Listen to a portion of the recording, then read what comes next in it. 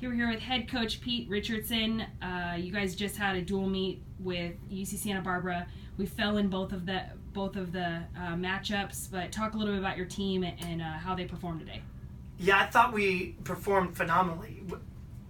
To be honest, it was, on the women's side, we had an injury last night, last minute scratch, and for it to come down to the last relay was just a testament to how well we swam. Santa Barbara's very good, and it came down to the last relay, and they got the best of us in that relay. But wow, really, really proud how we stepped up. I'm sure I'll talk more about some of the individual performances a little bit later. And on the men's side, I again thought we stepped up really, really well.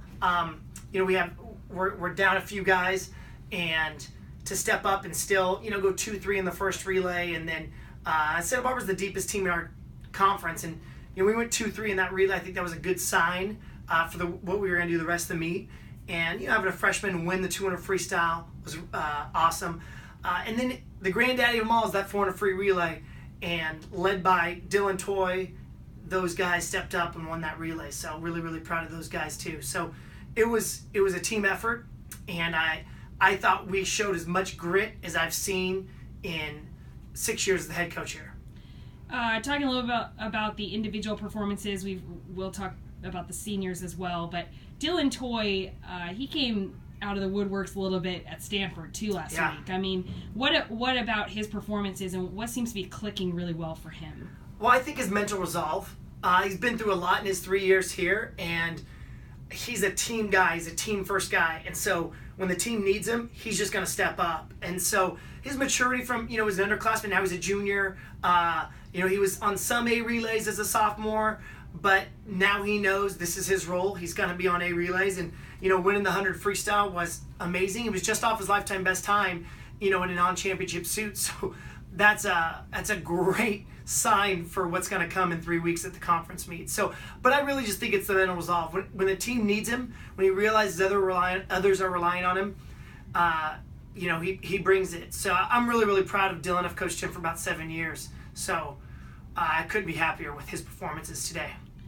We recognized 10 seniors today. Yeah. Some have played some really large parts on the program and how much it's grown over the last 4 years. Talk a little bit about them and what it's going to be like after the end of this season. Yeah, well, I can name all of them and talk a bunch about each of them. Did that already at the meet. Mm-hmm. But when it comes to some specifics that stands out, I think the leadership of Miles McKenzie has mattered a ton. He's been our anchor for 4 years, and what he brings at practice is unreal. You cannot replicate that. I think he's the most gifted leader I've coached in 11 years.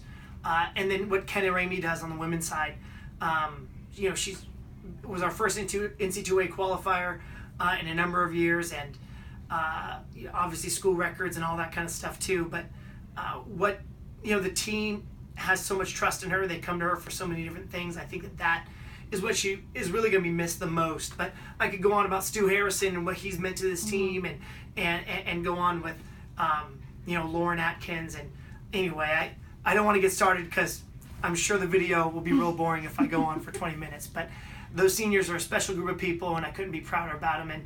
And real quick, I just wanted to add 2 performances I forgot to mention earlier that were absolutely phenomenal. Alina Rosario stepping up and win the 200 breaststroke. Angela Galliardo is our school record holder in the 200 breast. She was injured last night, and we had to scratch her today.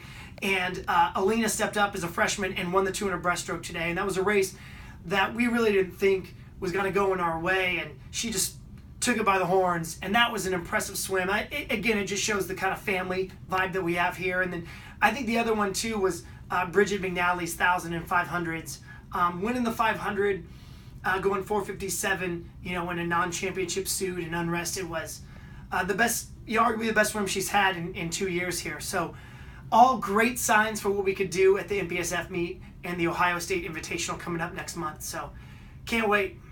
And lastly, what are some things that your team really, you feel like needs to focus on, especially going into the championship style meet? I think it was obvious we need to rest. I really do. I think that was pretty clear today. Getting a vibe on what level of rest they need.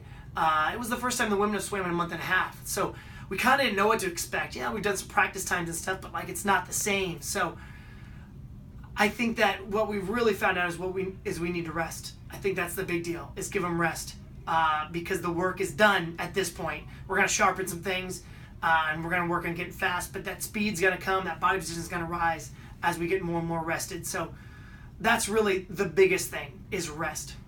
All right, well, good luck in the next couple weeks. Thanks a lot.